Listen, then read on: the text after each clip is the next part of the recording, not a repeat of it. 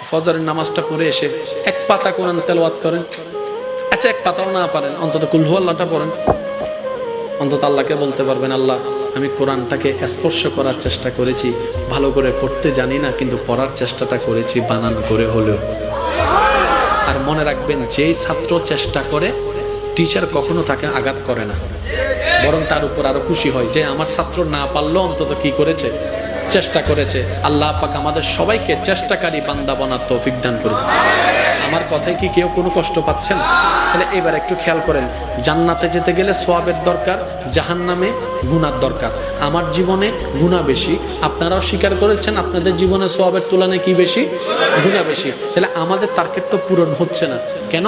আমাদের জান্নাতে যাওয়ার মতো সওয়াব আমার কাছে নাই। আপনারটা আপনি বলেন, আপনাদের কাছে আছে? নাই। কারণ আমরা একটা ভালো কাজ করলে 10টা খারাপ কাজ করি, এক ওয়াক্ত নামাজ পড়লে 10 বার মানুষের নামে বদনাম করি, একবার মানুষকে সাহায্য করলে পুরো এলাকায় সেটা বলে